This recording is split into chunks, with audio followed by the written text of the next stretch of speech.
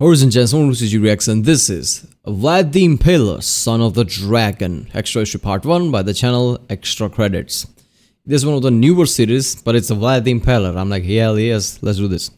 Vlad Tepes, Vlad the Impaler, the real life Dracula. Dracula just means son of the dragon, right? Like he says, son of the, I think, Dracul or something means the dragon. Dracula means son of the dragon. I don't know. I don't remember exactly. Is surrounded by folklore, mystery and myth. Even during his time, the stories about his famed impalings travel around the Europe. In his home country, he is hailed as a hero who stormed the Ottoman advance into Europe, but elsewhere the tales tell of his thirst for blood and brutality. What is the truth? All of it, right? His thirst for blood and brutality was there, but he was a hero for his people. First of all, he was brutal. He was impaling people left and right. He created this mystique about him, right? That basically amped up all the story. People usually have this tendency to amp things up around the world, right? If some guy is really bloody and dangerous... Oh, wait a second. So yeah, people basically amps up things like this is the guy who's dangerous, bloodthirsty, basically, impaling people. So people just amp things up like, oh, he's undead. He's something like Dracula or something. He's something else. He's not human. This and that, and which worked well for him basically because he kept away the dangerous people, dangerous empire like Ottoman Empire and everybody who was enemy of his. He kept them away because of this mystique. Right, he did that to save his basically his kingdom at the time, which was really smart. So let's watch this one. Remember, if you like my reaction, don't forget to like and subscribe. Check out other reactions. There's a link in the description. Check out the cast of plays like history, old Sagash production, oversimplified, Kurtz's art in a nutshell, real life lore. Yeah, let's watch this. Hungary, 1474. The artist's hands shake as he sets up his easel and paints. Across from him sits a man infamous throughout the land. Some call him a hero, the only man willing to defend Eastern Europe from the armies of the Ottoman Sultan, while others say he's a monster, a fiend, who impales men, women, and children on long spikes and feasts beneath their jerking corpses. And according to one story, he dips his bread in the warm blood that splatters his plate. Come on. This legend in front of the artist has a face that matches the stories, a sharp nose, heavy eyebrows, and bulging green eyes. For over a decade, the man has been a captive here. But soon, he'll be unleashed again. Vlad III, son of the dragon, Dracula.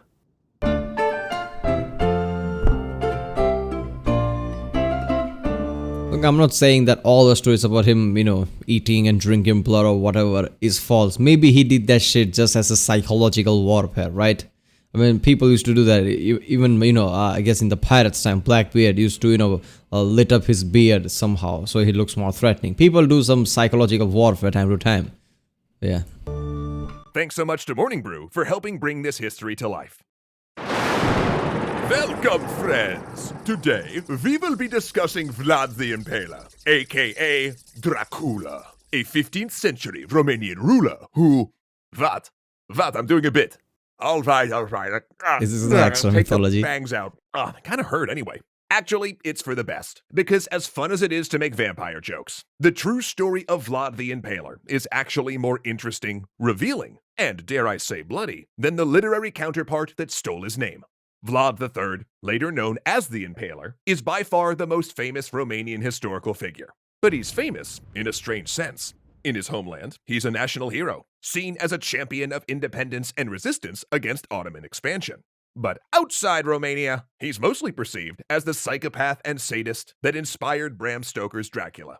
In fact, word of his violent deeds spread even during his lifetime, as printmakers in Germany churned out exaggerated or invented stories about him. In other words, centuries before Stoker's birth, Vlad's story was already intertwined with myth, which makes him difficult to talk about. So just to state this up front, our plan with this series is to first discuss the historical Vlad, and then do a separate episode on the complex legacy of his memory, where yes, we promise we'll talk about all the Dracula stuff. Because actually, Dracula is Rob's favorite classic novel. So if you ever wanted us to do a special, let's call it a extra literature on the book sometime in the future, let us know in the comments, and we'll see what we can do. But okay, back to history. To understand Vlad the Man, we have to go back to the time of his father, Vlad II, known as Dracul, or the Dragon. Vlad Dracul got that name after Sigismund, King of Hungary, and later the Holy Roman Emperor, made him a member of the Order of the Dragon, a chivalric order that vowed to defend Eastern Europe from the Ottoman Empire. These two, they were close. See, Vlad II grew up as a hostage at Sigismund's court. A common practice then, which was half like going to boarding school and half like, well, being a hostage. Vlad's father, the ruling prince of Wallachia, had agreed to be a vassal of the Hungarian king, with Vlad living within decapitating distance of the Hungarian throne to keep his father honest, i.e., betray me and I kill your kid. Yet Sigismund... Yeah, even that happened in Japan, right? People used to just, take the whatever son or something of a tribe, whatever, and just, have political power in that way. Was pretty chummy with Vlad, educating him and showing him favor. Because Sigismund's ideal outcome wasn't for Vlad to die. It was for him to succeed his father and rule Wallachia as a close ally of Hungary. Yeah, there you go. That also happens. That Civil War time, right, of Japan, they did that same shit, right? Took the, hostage, temporary prisoner or whatever. Not so, obviously that has an effect that, the father and the kingdom the kid is from probably won't try to betray the tribe because they have their heir or something. But not just that, they can mold him into something that when he does take up the throne, he remembers, right? Like who to help and who to support, building alliances like that. It's something like an indoctrination if you really think about it. Like, as a kid, let's just manipulate him. But why? Why would Hungary, much larger than it is today, put so much effort into controlling a relatively small principality? Well, as they say in real estate, location, location, location. Wallachia was, essentially, the buffer zone for a major conflict brewing in Eastern Europe. The expansionist Ottoman Empire had rolled over the Balkans, and the then powerful Kingdom of Hungary wanted a friendly ruler in Wallachia to keep it free of Ottoman control and the famous Ottoman janissaries off Hungary's borders. But the throne of Wallachia was a bit of a mess, and keeping anyone on it was a big project. Vlad Dracul's own father had been prince twice before he died in 1418, and 5 other of Vlad's cousins and half-brothers had also sat on the throne by 1436. Some multiple times. That's because monogamy was more of a suggestion for Wallachian nobles rather than a strict rule, and that created an enormously twisted family tree of backstabbing and usurpation that meant the average time on the throne during Vlad Dracul's lifetime was only around 2 to 3 years. Yeah, it's something that, people backstab you, one of your family member, your previous wife or whatever. It's other thing that you don't even know who's going to backstab you because there's so many. But it wasn't until 1434 that Sigismund thought about a regime change. That's of course when one of Vlad's brothers, currently the prince, sent envoys to pledge allegiance to the Ottoman Sultan, Murad II. In response, Sigismund gave Vlad a bunch of money to raise an army of exiled Wallachian boyars, basically the noble class, to seize the throne. He succeeded in 1436, mostly because his brother died of an illness, and Vlad's first act was to cancel the unratified treaty his predecessor had drew up with the Ottomans. Then, 2 things happened. First, the Ottomans invaded in response, then a month later, Sigismund died, triggering a Hungarian internal crisis that meant Wallachia wasn't going to be getting any of its promised military aid. So, Vlad Dracul decided to forego that whole Order of the Dragon, Battle the Turks thing, pledged fealty to Murad II, and guided an Ottoman army into Hungary. But that Ottoman force was defeated, leaving the Hungarians furious with Vlad. Whoa! That is so much shit, man. Damn, they basically, raised this kid to help them, and obviously the king died, and everybody's like, oh, what the fuck are we supposed to do? There was a chaos. And now the Ottomans are trying to invade Vlad's territory. So he's like, what should I do? Screw it. I'll just ally with Ottomans and attack Hungary now. But Ottomans and, Vlad basically lost. Hungary like, this is how you repay us? So now he doesn't just have Ottoman in the one side that could basically take over his territory. Now Hungarians are angry too.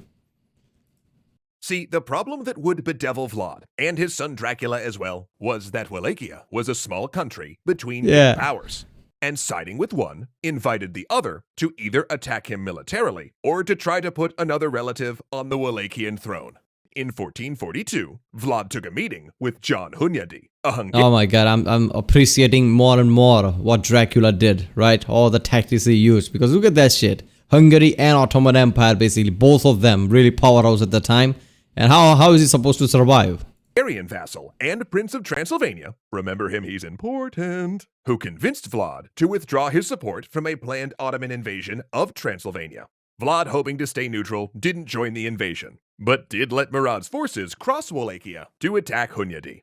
Now, it was Murad II who was furious with Vlad, and when he called him in for an explanation, he jailed him along with his two youngest sons, only releasing him to reclaim his throne once he'd sworn not to act against Ottoman interests and pledged to send 500 children a year to join the elite Ottoman Janissary Corps. Whoa. But when he was released from Ottoman custody, he left a few things behind. Namely, his 11-year-old son Vlad III, known by his preferred honorific of Dracula or Son of the Dragon. Oh, that's right. Just like Daddy Dragon got ditched as a hostage at Sigismund's court, this little dragon got left as a hostage with the Ottomans, along with his brother Radu. That makes so much sense, right? Ottomans, raised Dracula up. Of course, he's gonna have this kind of tactics. Oh, this is so good. But man, I really feel bad for the, Dracul, the father of Dracula. Like, he was really sandwiched all the time, basically being sandwiched between power. If he doesn't help one guy, like Ottomans, they're basically like, okay, you were neutral, but you didn't help us, so they get angry and jail him. If he helps them, the other party basically invades him. It's a small country, small basic empire surrounded by these major powers. It's a real sandwich situation, and then Dracula basically is going to take that from and become a real threatening force. That is just commendable. Who was around 7. And these two brothers couldn't have been more different. Radu got along just fine at the Ottoman court. He was charming, intelligent, and good-looking, eventually even earning the title Radu the Handsome. He befriended the Sultan's son Mehmed II, and his studies in Turkish, the Quran, logic, mathematics, and philosophy flourished. Vlad, on the other hand, didn't get on so well. Neither charming nor handsome, he got none of the fawning attention Radu received, and his defiant attitude meant he regularly felt the lash of a tutor's whip. Yet while they were generally well treated, they were also in danger. A fact brought home when the brothers saw 2 boys, fellow Eastern European hostages, blinded with red-hot irons as punishment for communicating with their father. As always, Vlad's bulging green eye. What the fuck? Those are kids, man. Just want to see their father. You can understand that. They don't understand your politics, for fuck's sake. They blinded them. This is really fucked up times, man. This is just bad. Saw everything. He saw. This is why people say, if you had time machine, what area you would go in past? None of them. Let's try to go to future and maybe everything will be fine, or maybe we'll die of radiation or something. Basically, we'll see. But it's definitely going to be better than the past, where people basically blinded kids because they just wanted to talk to their father. The Ottoman court, memorizing its functions and ways. He observed military drills close up and was raised along with Mehmed, gaining first-hand knowledge of a future enemy. He observed the terror tactics the Ottoman states used to keep vassals and populations in line, and he learned another hard lesson, that politics wasn't personal. Betraying your family was okay if it gave you more power. Then one day, a messenger arrived, saying that Vlad and Radu's privileges were being stripped. They would now live in harsher conditions, separated from the court. For it seems their father, the dragon, knowing it would mean the death of his sons, had joined John Hunyadi in a crusade to eject the Ottomans from Europe, which didn't go very well. The Crusaders marched to total defeat, and then in the fallout, Vlad Dracul gave confusing signals of which side he was actually on. But ultimately, he resubmitted himself as a vassal to Sultan Murad, allowing Vlad Dracula and Radu, who he was surprised to learn were still alive, to come home. Yet, as I'm sure you've gathered by now, in making this peace, Vlad Dracul had invited war. Because now John Hunyadi stormed into Wallachia, hoping to put a pretender named Vladislav on the Wallachian throne. Because this story really needed more guys named Vlad. Vlad Dracula and Radu the Handsome fled back to the Ottomans, while their eldest brother, who stayed to fight with their father, got caught by a group of rebel boyars, who blinded him with a red-hot poker and buried him alive. And days later, Hunyadi and his men ran down Vlad II in a marsh. The dragon was dead, his throne given to a pretender. Which meant that now, in 1448, it was finally time for young Vlad to enter Wallachia and reclaim what was his. So with military support from the Ottoman Sultan, the son of the dragon marched to his revenge, and Dracula was unleashed. Ooh, now they are having really fun with that, all the Dracula vampire thing. Damn, I can just imagine, Vlad the Impaler basically sitting in one of the dark corners, just, with bulging eyes staring at things. Oh, the time is coming now. You have no idea what the time is coming. Man, this story is more fun than I realized, man. Because I just had basic knowledge of Vlad the Impaler. I knew that he was, he was surrounded by all these major powers. That's why he did all this psychological warfare about, impaling people and, creating this aura about him being an undead or whatever, drinking blood and whatever. He did all this shit to keep people away. Like, okay, he's crazy. There could be something supernatural about him. Let's stay away. He did all that shit because of that. But damn, it worked off, right? Because otherwise, this is just a small empire. One side Hungary, other side Ottoman Empire, and that other place basically, the Crusader guy, they basically would have just crushed him, right? It always, it is always bad. Like, look at how Poland has been treated throughout the years by different powers, constantly getting crushed, consumed, getting released, again getting attacked. But then his tactics definitely work.